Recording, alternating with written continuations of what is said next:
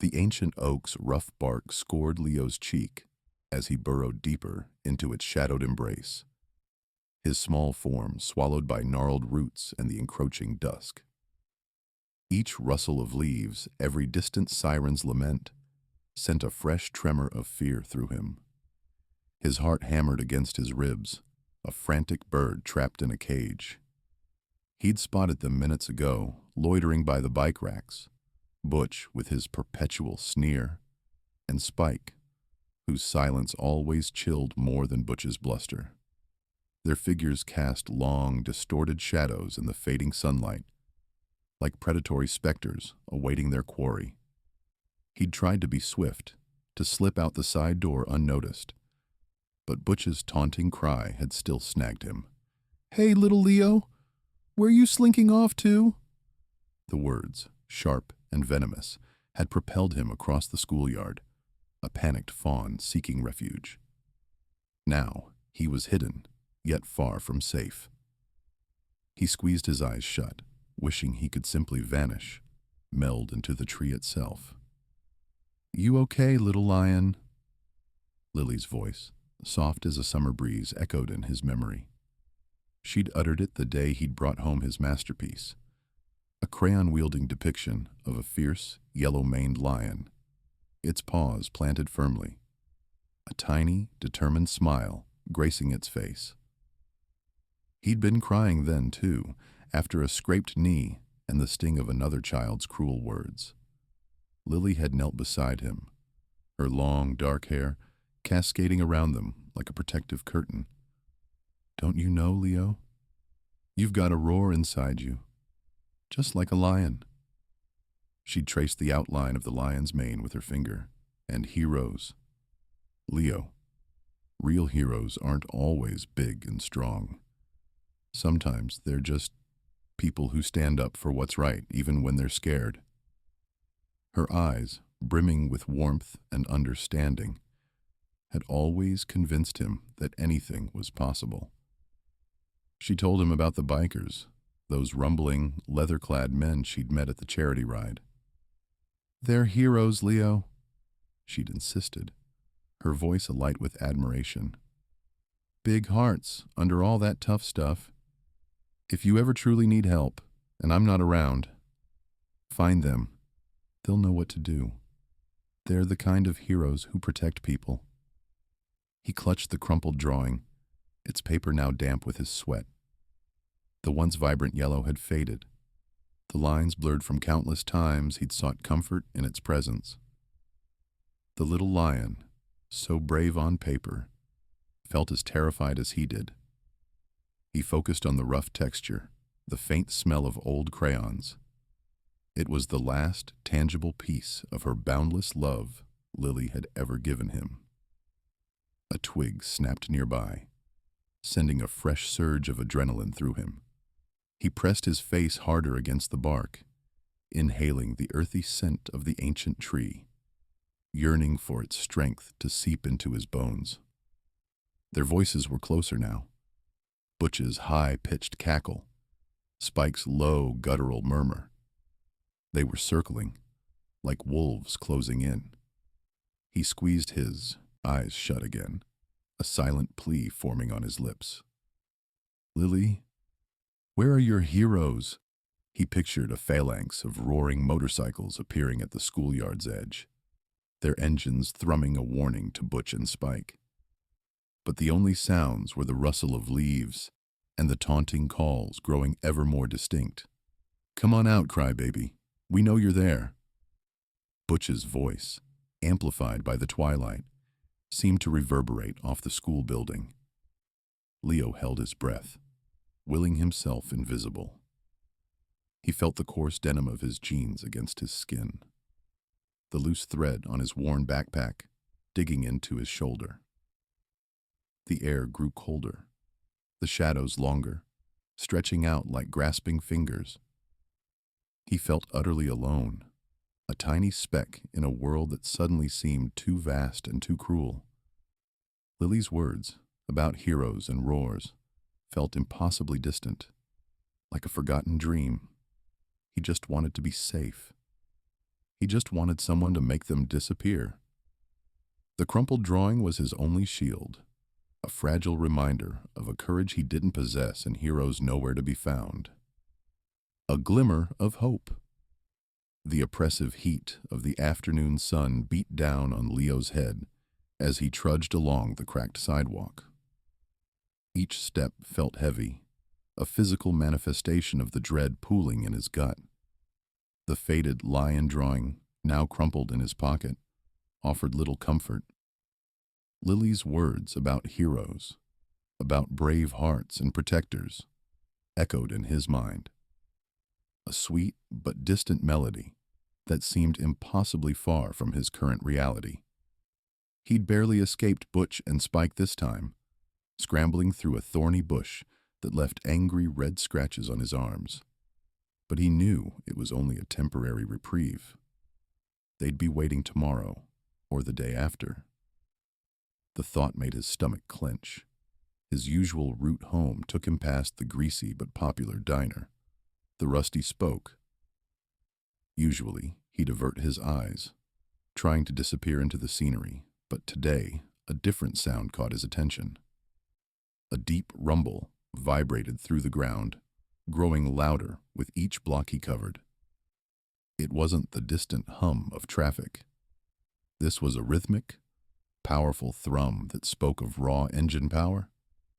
As he rounded the corner, the sight that greeted him made him pause, his fear momentarily forgotten. Lined up outside the Rusty Spoke, gleaming under the harsh sun, was a row of motorcycles. Not the sleek, sporty kind his dad sometimes pointed out on the highway, but massive, custom-built machines, their chrome glinting, their engines still radiating heat. Dark leather jackets, adorned with patches and intricate designs, were slung over handlebars. The air smelled faintly of gasoline and something else.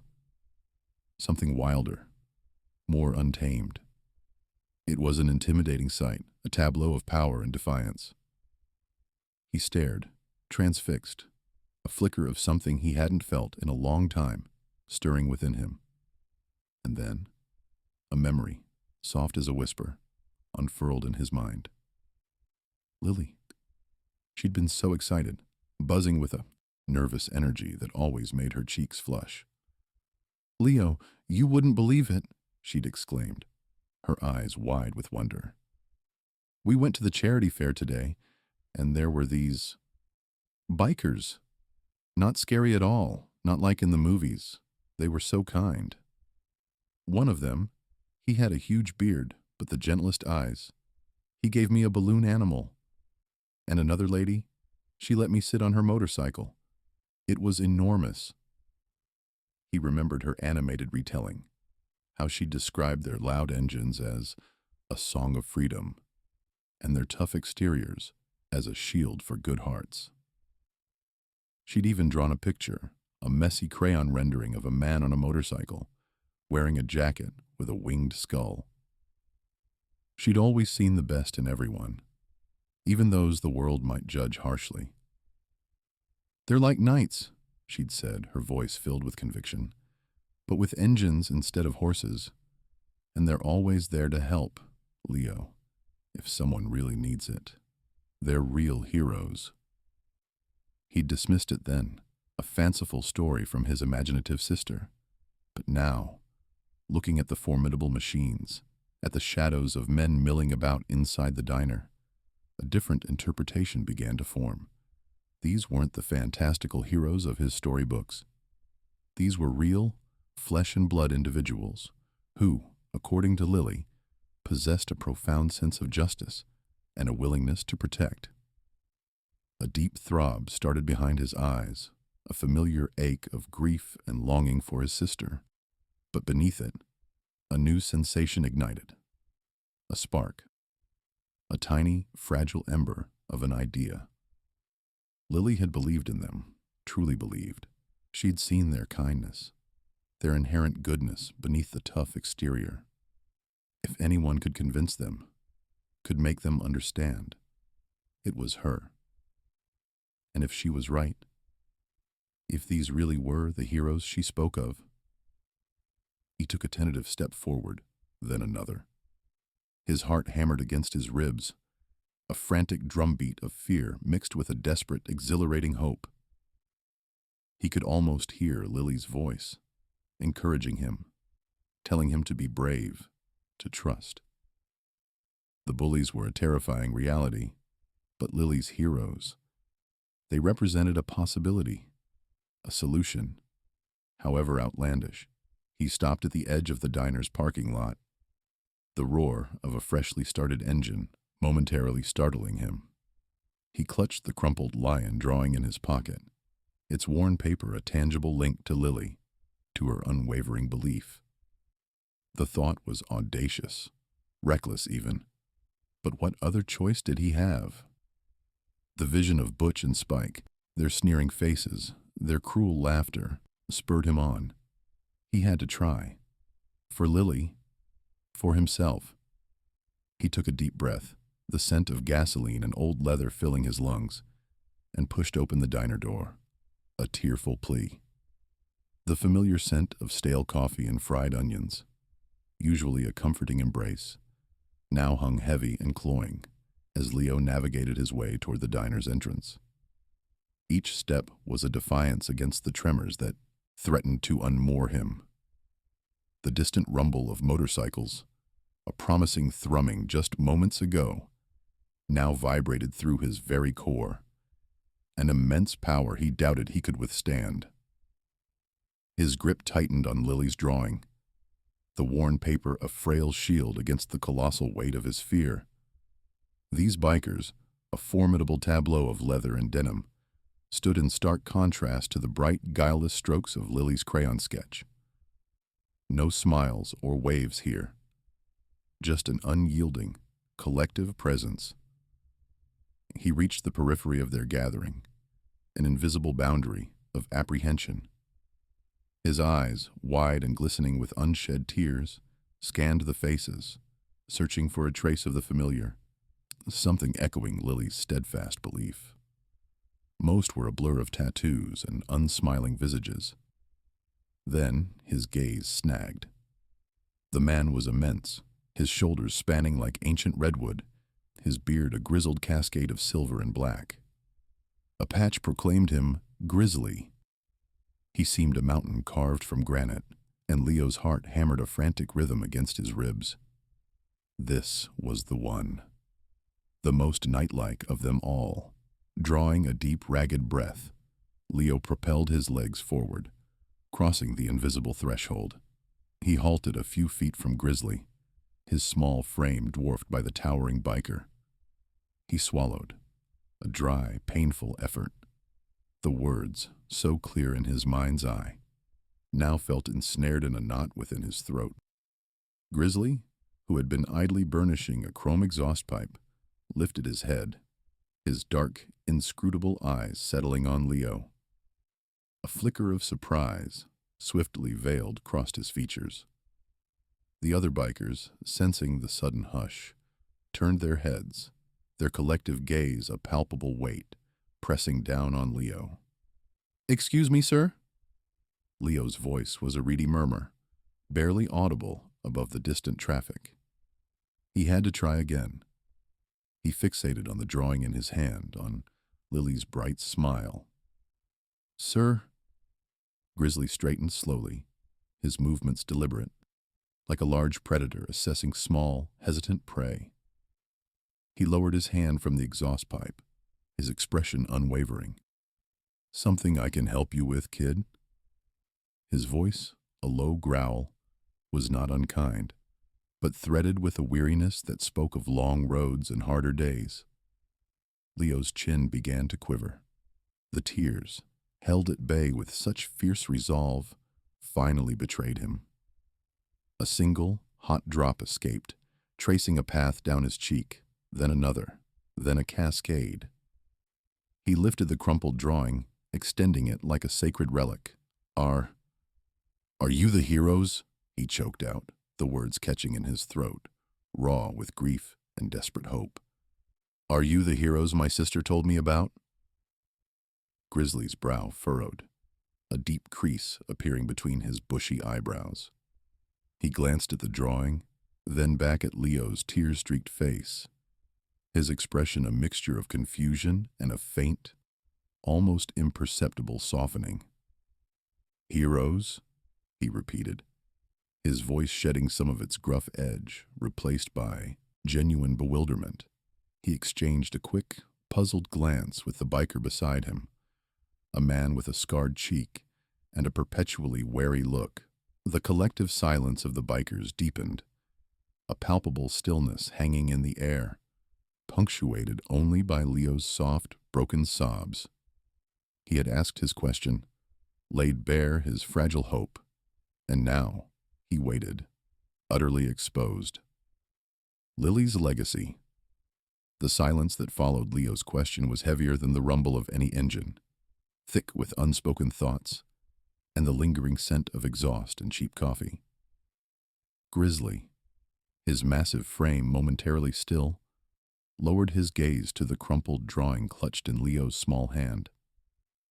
The crude lines depicted a row of motorcycles, their riders adorned with wings and halos, soaring above a smiling stick figure that was undeniably Lily. "Lily," Leo whispered, his voice a reedy tremor. She got sick." He swallowed hard, a visible effort. "It was cancer. The doctors tried, but she's gone. A month ago today." His eyes, wide and unnervingly old for a child, shimmered with unshed tears. The bravado that had propelled him forward began to fray at the edges, replaced by the raw, unvarnished grief of a boy who had lost his world. Grizzly's jaw, previously set in a hard line, subtly unclenched. A flicker of something unreadable passed through his eyes, something akin to a shadow briefly crossing a sun-drenched landscape. The other bikers, who had been on the verge of erupting into their usual boisterous banter, remained frozen, their expressions ranging from wary curiosity to a quiet, almost uncomfortable attention. The air was charged, not with threat, but with an unexpected vulnerability. "She met you," Leo continued, emboldened by the lack of immediate rejection, "at that charity ride, last year, the one for the children's hospital. She said you were all so kind. She said you laughed with her, and you let her sit on your bikes." He gestured vaguely towards the gleaming chrome beasts lining the curb. She told me you were heroes, real ones. Not like in the movies, but better, because you helped people." A low murmur rippled through the gathered men. It wasn't a sound of amusement or derision, but a soft, collective exhalation, as if the unexpected sincerity had punched the wind from their lungs. Grizzly's gaze softened almost imperceptibly, the crags around his eyes easing. He looked from Leo's tear-streaked face to the drawing again, his thumb unconsciously rubbing the worn leather of his vest. The image of a child, frail yet vibrant, laughing atop one of their machines, a memory many of them vaguely shared, now coalesced with the poignant weight of her absence. "She said." Leo's voice gained a touch of conviction, recalling his sister's unwavering belief, "that if I ever needed help, truly needed it, I should find you. She said you'd know what to do. She said you'd protect me." He looked directly at Grizzly, a desperate plea in his gaze that cut through the intimidating aura of the biker leader. "She said you were the bravest, and you always kept your promises." The words hung in the air, each one a thread weaving a tapestry of a child's unwavering faith. Grizzly's knuckles, which had been white against the handlebars, relaxed. His broad shoulders seemed to slump ever so slightly, as if shedding a layer of hardened indifference. The gruff exterior, meticulously cultivated over years, began to crack, revealing a sliver of the man beneath. His eyes, usually sharp and assessing, now held a deep, reflective sorrow. He saw not just a scared boy, but the ghost of a brave little girl, her spirit enshrined in her brother's desperate quest. The drawing, a child's innocent portrayal of them as saviors, became a mirror, reflecting a responsibility they hadn't known they carried. One of the younger bikers, a man named Snake, with a usually impish grin, shifted his weight, his own expression uncharacteristically solemn. Others exchanged glances, a shared understanding passing between them without a single word. They remembered the charity ride, the sea of hopeful faces, the fleeting interactions that had felt like routine then, but now, filtered through Leo's tragic story, took on a profound significance. Lily wasn't just a patient. She was a memory, a belief, a sacred trust. Grizzly knelt, a slow, deliberate movement that brought his imposing form closer to Leo's eye level. The action itself was a testament to the shift occurring within him, a silent acknowledgement of the child's profound impact. His voice, when he finally spoke, was a low rumble, devoid of its usual edge. "What's your name, son?" he asked, his tone surprisingly gentle. "Leo," the boy replied, his voice still shaky but holding a new note of fragile hope. Grizzly nodded, his gaze fixed on Leo's face, tracing the lines of grief and the spark of courage beneath. He reached out a large, calloused hand, not to touch, but to gesture towards the drawing. "She called us heroes, did she?" His voice was a question, but it also held a hint of wonder, as if he were hearing the words for the very first time, truly understanding their weight. The image of Lily, bright-eyed and full of life, telling her little brother about the heroes who rode loud machines and had kind hearts, solidified in his mind. It was a legacy, entrusted to them by a child who saw past their intimidating facades to something deeper, something they themselves often forgot. The weight of bullying. Leo's small voice, though still tinged with shyness, held a newfound steadiness as he continued. He kept his gaze fixed on the drawing of the winged bikers, as if drawing strength from Lily's hopeful vision. They usually wait by the big oak tree, just past the school gates, he began, tracing a halo on one of the drawn figures with a hesitant finger. Butch and Spike. Butch is bigger. He always pushes me. Grizzly, who had been leaning back against his bike, straightened imperceptibly. His eyes, usually a steely gray, seemed to gather a subtle, dangerous glint. The other bikers, who had been murmuring amongst themselves, fell silent, their attention now solely on the boy. The air, already heavy with exhaust fumes and the scent of leather, grew thick with a different kind of tension. "He pushes me," Leo repeated, his voice barely a whisper now, the memory visibly affecting him. "Hard. And then Spike, he grabs my lunchbox." He swallowed, a visible effort in his small throat. "They always take my sandwich. And my apple. Sometimes, if I have cookies, they take those too." A faint flush crept up his neck, a mix of shame and indignation. A low growl rumbled deep in Grizzly's chest, a sound like distant thunder. It wasn't directed at Leo, but at the unseen tormentors. The boy, however, flinched slightly, mistaking it for displeasure. "It's okay," Leo rushed to explain, looking up at Grizzly with wide, earnest eyes. "I don't mind so much about the food. My mom packs extra sometimes, just in case." He paused, then added, "But yesterday they tore my drawing." The words hung in the air, heavy and sharp. Leo reached into his worn backpack, rummaging for a moment before producing a crumpled, creased piece of paper. It was a drawing of a lion, its mane rendered in vibrant yellow and orange crayon, its eyes fiercely protective. One of its paws was distinctly ripped, a jagged tear running through the paper.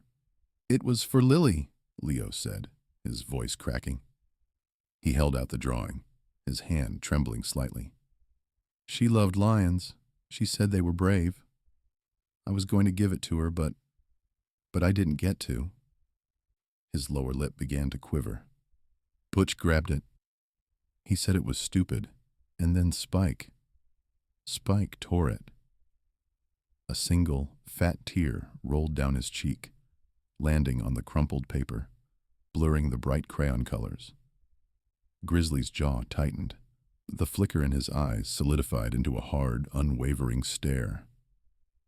He didn't speak, didn't move, but the intensity radiating from him was palpable. The other bikers exchanged grim glances, their faces hardening.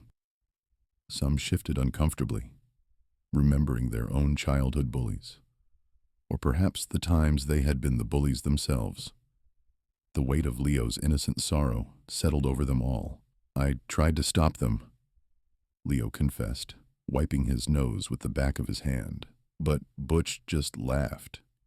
And he said I was a crybaby, just like my sister." His voice dissolved into a choked sob, the dam finally breaking.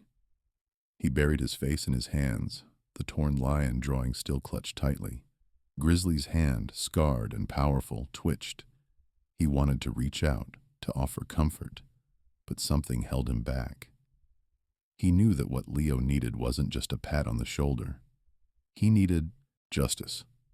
He needed protection. He needed someone to make the world right again, even if just for a moment. "They push me in the mud sometimes," Leo continued, his words muffled by his hands. "And they call me names. Crybaby Leo." "Loser Leo. Lily always said I wasn't a loser. She said I was brave." He looked up again, his eyes red-rimmed, but still holding that core of earnestness. Are you heroes?" he asked again, the question echoing the one he had posed moments before, but now imbued with a fresh desperation. "Can heroes stop them?" The question hung in the air, a profound challenge. Grizzly met Leo's gaze, a silent promise passing between them. The anger in the biker's eyes was no longer just a flicker. It was a steady, burning flame. The weight of Lily's trust, and now Leo's vulnerability, pressed down on him, shaping a resolve that was as unyielding as the steel of his bike, a brotherhood's promise. Grizzly's roar cut through the usual garage din, the clang of wrenches, the low thrum of idling engines, the distant wail of a blues harmonica.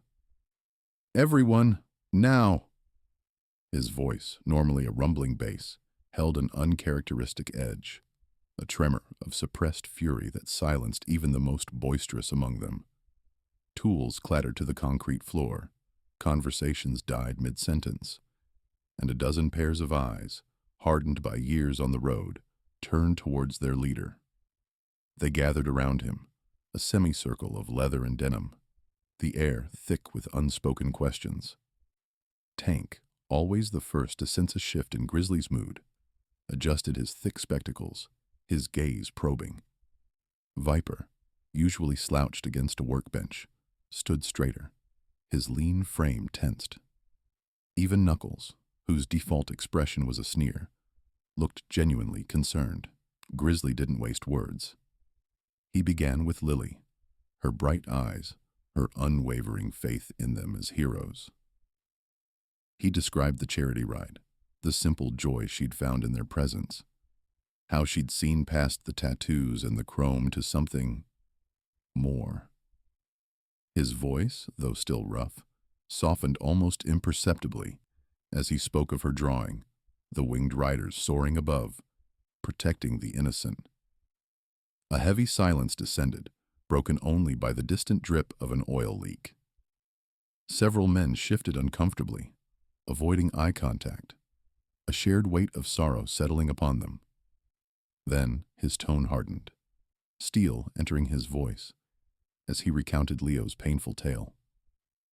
He painted a stark picture of the boy's daily torment, the gnawing hunger from stolen lunches, the fear in his eyes, the crushing humiliation.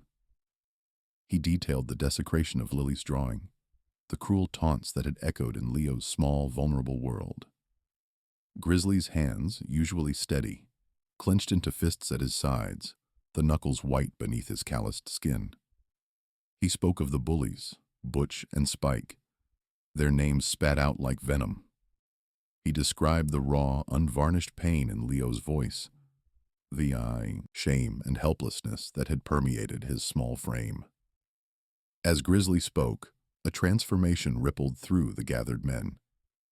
The initial curiosity gave way to a collective frown, then a tightening of jaws, a flicker of outrage in their eyes. Many had children or grandchildren, or memories of their own childhood struggles. They understood, intimately, the terror of feeling powerless. The image of Lily, a child of pure heart, reduced to a memory, intertwined with the living fear of her brother, struck a deep chord. A low growl rumbled from Tank's chest, quickly suppressed but not unfelt. Viper ran a hand over his shaven head, his eyes narrowed in thought. "This ain't right," Knuckles muttered, his voice surprisingly quiet, echoing the sentiment of the group. A kid. And Lily's kid, at that. Grizzly looked at each man, his gaze unwavering, assessing the depth of their reaction. He saw the shared anger, the silent understanding. "Lily believed in us," he stated, his voice now a low, resonant rumble that demanded attention. "She saw something in us that most folks don't. Something heroic. And her little brother, he's holding on to that belief even now." He paused, letting his words sink in, the unspoken question hanging in the air.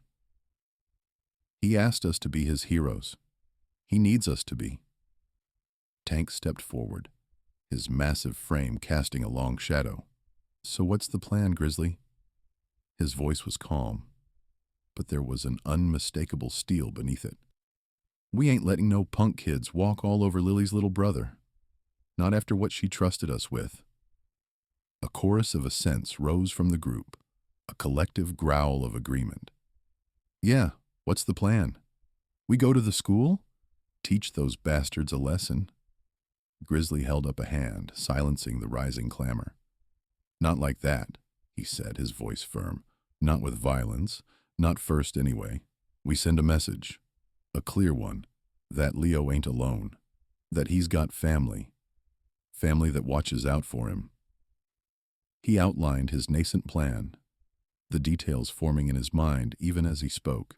They wouldn't go in guns blazing, but with an undeniable presence, an unspoken promise of protection. He spoke of a procession, a visual declaration that would leave no doubt in the minds of the bullies, or indeed anyone else, about Leo's newfound shield. The men listened intently, their initial fury slowly morphing into a grim determination. The idea was audacious, unconventional, and perfectly suited to their unique brand of justice. It wasn't about revenge, it was about safeguarding, about honoring a promise made to a child who had seen the best in them. "We roll at sunrise," Grizzly declared, his voice resonating with finality. "Every last one of us.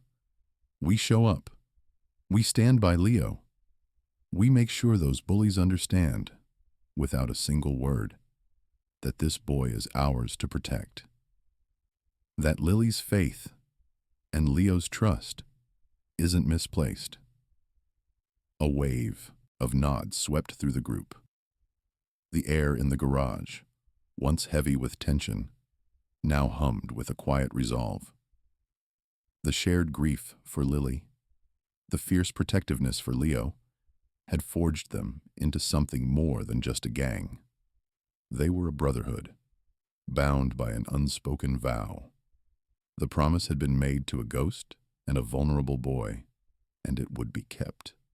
The roar of heroes. The morning light felt different, sharper somehow, cutting through Leo's bedroom window with an almost accusatory brightness.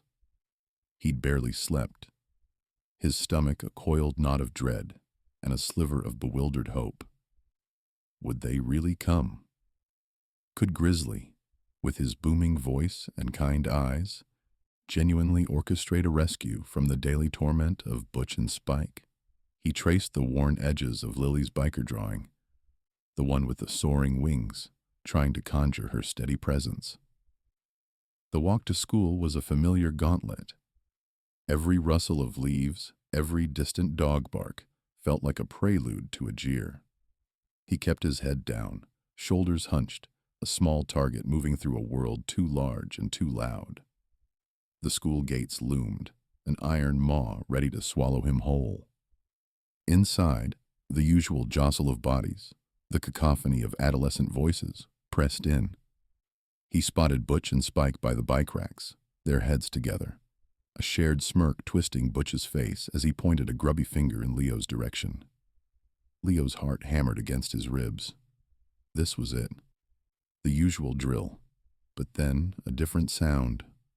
A low thrum, barely perceptible at first, like a distant swarm of angry bees.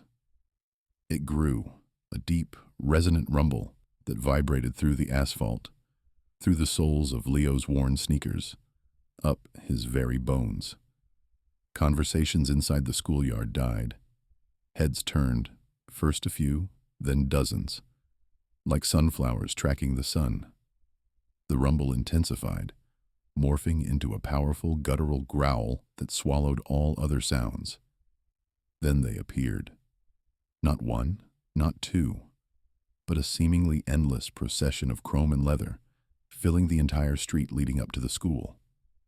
60 motorcycles, each one a gleaming beast, ridden by men and women clad in dark vests, adorned with patches and colors. Their engines roared a symphony of controlled power, a pulsating wave that made the ground tremble. The air filled with the rich, intoxicating scent of gasoline and hot metal. Grizzly led the charge, his massive frame astride a custom chopper, its polished chrome glinting under the morning sun.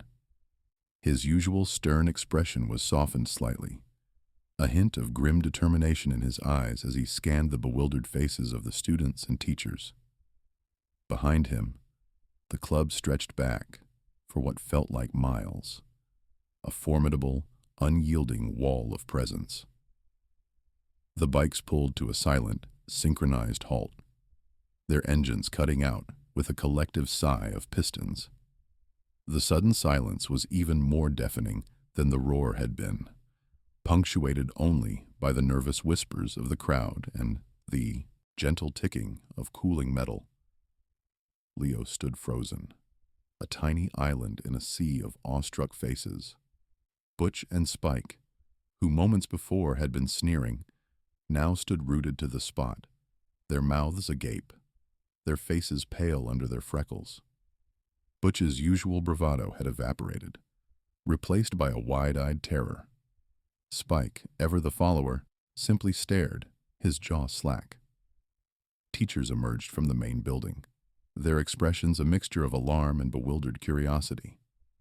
Principal Davies, usually a bastion of composure, stood on the top step, his spectacles askew, his face a mask of utter astonishment. He looked from the phalanx of bikers to Leo, then back again, his mind visibly struggling to connect the dots. Grizzly slowly dismounted his bike, the leather of his boots creaking softly. His gaze, steady and unwavering, swept over the schoolyard until it landed on Leo. He gave a small, almost imperceptible nod, a silent acknowledgement that spoke volumes. It was a promise kept, a shield unfurled. Leo felt a warmth spread through his chest, chasing away the lingering tendrils of fear. He wasn't alone. He looked at the faces of the bikers, some stern, some tattooed, some with scars that told untold stories, and in their collective presence, he saw not menace, but a fierce, protective certainty. Lily had been right. His heroes had arrived. The crowd of students parted for Grizzly as he walked with purpose towards Leo. Each step was deliberate, radiating an authority that silenced any remaining murmurs. He stopped a few feet from Leo, his shadow falling over the boy like a protective canopy. Then, in a voice that was surprisingly gentle, yet carried to the farthest corners of the schoolyard, Grizzly spoke. "Morning, Leo," he said, a faint smile playing on his lips. "Ready for school?" Leo, still slightly dazed, managed a shaky nod. The simple question, the sheer normalcy of it, amidst such an extraordinary display, sent a ripple of bewildered murmurs through the onlookers. Butch and Spike, now cowering behind a group of bewildered ninth graders, exchanged a terrified glance. Their reign of terror, it seemed, had just met a formidable, unexpected end. The roar had faded, but its message resonated loud and clear. The little lion walks tall. The morning light, usually a glaring exposé, softened today, stretching long, sympathetic shadows as Leo entered the school grounds. His small hand was enveloped by Grizzly's massive one, a reassuring anchor. The typically bustling air, charged with hushed student chatter, and the distant clang of the bell stilled. Heads pivoted, conversations dissolved, as the improbable duo advanced. Grizzly, a human edifice of leather and sinew, moved with a surprising, understated grace. His habitually guarded eyes held an unexpected warmth as they dropped to Leo. A peculiar buoyancy lifted Leo's chest. The familiar knot of dread that typically tightened at the school gates dissolved, replaced by a fizzy effervescence, like miniature fireworks igniting behind his ribs. He walked with a new bearing, shoulders squared, chin subtly elevated. His gaze, once tethered to the safety of the pavement, now swept across the stunned faces of his classmates. Then he spotted them, Butch and Spike. They loitered by the bike racks, their usual dominion, their expressions a grotesque parody of their former swagger. Butch's face, usually flushed with aggressive bravado, was now a sickly white, his jaw slack. Spike, whose default setting was a sneer, looked as though he'd encountered a specter, his eyes wide and vacant. They stood utterly silent, transfixed, their customary bluster having evaporated into the crisp morning air. A flicker of old fear attempted to rekindle within Leo, a ghost of past taunts and shoves. But the firm pressure of Grizzly's hand and the man's unshakable presence instantly doused it. This wasn't merely Grizzly. This was an extension of the 60 roaring engines, the leather-clad guardians who had materialized yesterday as if from a dream. Leo knew, with a certainty that settled deep in his bones, that Butch and Spike were no longer a menace. They were just two boys, smaller and more insignificant than they had ever seemed. Grizzly offered no words, nor did he acknowledge Butch or Spike directly. His gaze remained fixed forward, an unyielding force radiating an undeniable authority. He simply guided Leo toward the main entrance, his presence a living, breathing bulwark. The other students parted like the Red Sea, forming a respectful channel, their stares a blend of awe and nervous curiosity. Leo felt a surge of something potent and new. It transcended simple relief or gratitude. It was courage, a raw, invigorating bravery that hummed through his veins. He recalled Lily's words, her unwavering belief in the heroic bikers. He understood now, not just intellectually, but with every fiber of his being, that she had been right. These men, this club, they were protectors, and within their protection, he had discovered his own strength. As they reached the school's double doors, Grizzly knelt, his leather creaking softly. His eyes, surprisingly gentle, met Leo's. You walk in there, little lion, he rumbled, his voice a low, gravelly whisper imbued with immense weight. You walk in there with your head up. You got nothing to be scared of. Not anymore. Leo nodded, his throat suddenly tight with emotion. He didn't need to be told twice. He glanced back, just for a moment, at Butch and Spike, still rooted to their spot, their faces still devoid of color. He felt no triumph, not exactly, only a profound sense of closure. Then he turned and, with a newfound spring in his step, pushed open the heavy school door, entering the familiar, yet utterly transformed world of his school. He walked tall, the little lion no longer afraid to roar. A permanent presence. The principal's office, usually a sterile space smelling faintly of lemon, polish, and forgotten dreams, felt particularly cramped with Grizzly in it. His leather vest, adorned with the snarling bear emblem, seemed to absorb all the available light, casting long shadows from the polished oak desk. Principal Davies, a woman whose neat bob and sensible cardigan usually exuded unshakable authority, found herself gripping the edge of her chair. Leo, perched beside Grizzly on a visitor's chair, was a small island of calm in the wake of the biker's entrance. Principal Davies, Grizzly's voice was a low rumble, surprisingly gentle given his imposing presence. We need to discuss Leo's situation. He gestured to the boy with a massive hand. Specifically, his safety. Principal Davies cleared her throat. Mr. Grizzly, I assure you, we take all bullying allegations very seriously. We've spoken with Butch and Spike multiple times. Her voice wavered slightly as she met Grizzly's unblinking gaze. They've been given warnings, detentions even. Grizzly leaned forward, resting his forearms on his knees. The movement made the chair creak. Warnings and detentions didn't stop them from smashing his sister's drawing, didn't stop them from making him dread coming to this school. His eyes, though shadowed by his brow, held a surprising depth. Leo's sister believed in us. She told him we were heroes, and we intend to live up to that, ma'am. A flicker of understanding, perhaps even sympathy, crossed Principal Davies' face. She'd heard about Lily, about the tragedy that had touched the entire community. I understand your concern, Mr. Grizzly, but you can't exactly patrol the school halls.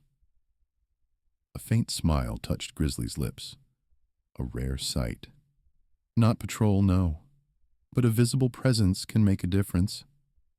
We're not here to cause trouble, Principal. We're here to prevent it, to make sure Leo, and any other kid who needs it, feels safe. He then outlined his proposal, a rotational presence. 1 or 2 club members, always visible, always approachable, during drop-off, pickup, and lunch breaks. Not inside the classrooms, not interfering with lessons, but a clear, undeniable statement that Leo had protectors. Principal Davies initially balked, citing school policy and potential disruption, but Grizzly's calm, unwavering resolve, coupled with Leo's quiet, watchful presence, chipped away at her resistance. She could see the genuine concern in his eyes, the unwavering commitment. It wasn't about defiance. It was about unwavering support. After a tense 20 minutes, a grudging agreement was reached. The bikers would be allowed on school grounds under strict conditions for a trial period. Principal Davies, though still apprehensive, recognized the unique circumstances and the potentially positive impact on not just Leo, but the broader school environment. As they left the principal's office, Grizzly requested a brief word with Butch and Spike. Principal Davies, perhaps seeing the writing on the wall, led them to the hallway, where the 2 boys were waiting, already looking nervous. The sight of Grizzly, even without the full entourage, was enough to make Butch visibly shrink. Spike, always the more defiant, tried to puff out his chest, but his eyes darted nervously. Grizzly knelt, bringing his imposing frame closer to their level. His voice was no longer gentle, but a low, gravelly current that vibrated with suppressed power. "Listen up, both of you." His gaze swept over them, chilling them to the bone. "Leo is under our protection. This isn't a game. You lay a hand on him, you say a bad word to him, you even look at him wrong, and you'll answer to me. And not just me, to every single one of my brothers." Butch whimpered, a barely audible sound. Spike, for once, was speechless. His bravado completely evaporated. The sheer weight of Grizzly's presence, the unspoken threat in his quiet words, was more terrifying than any shouting. "His sister, Lily, she trusted us," Grizzly continued, his voice softening ever so slightly. "And we don't let down those who trust us, especially not kids. You understand?" Both boys nodded frantically, their faces pale. "Good," Grizzly said, rising to his full height. "Now, I suggest you find some new ways to spend your energy, ways that don't involve making someone else's life miserable." He turned then, placing a reassuring hand on Leo's shoulder. The boy, who had stood silently through the entire exchange, looked up at Grizzly with an expression of pure, unadulterated trust. The fear that had clung to Leo for so long seemed to have finally been chipped away, replaced by a quiet sense of security. As they walked away, leaving the two stunned bullies in their wake, Leo felt a warmth spread through him. The weight on his small shoulders had lifted. He knew, with an unwavering certainty, that he was no longer alone. The heroes his sister spoke of had indeed arrived, and they were here to stay. Lily's smile, the oppressive weight that had clung to Leo's small shoulders for so long, had finally lifted. School, once a daily gauntlet of fear and humiliation, transformed into a place of quiet focus.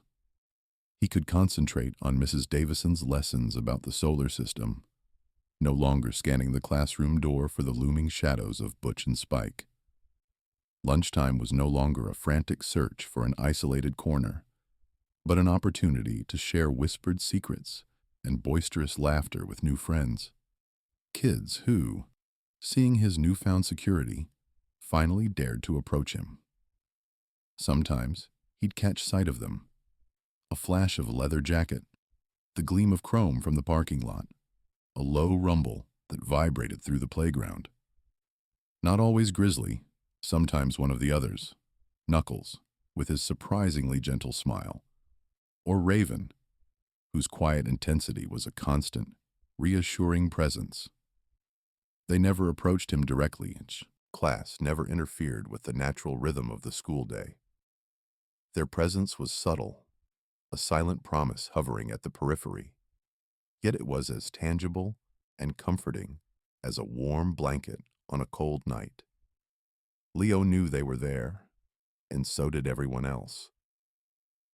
The whispers about the hogs of justice, as some of the bolder kids now called them, had replaced the snickers about Leo's torn clothes or his sister's drawing. He'd often find himself sketching during art class, not just the fantastical beasts he used to invent, but portraits of Lily. Her bright, hopeful eyes, the slight tilt of her head when she was deep in thought, the way her hair framed her face like a sunlit halo.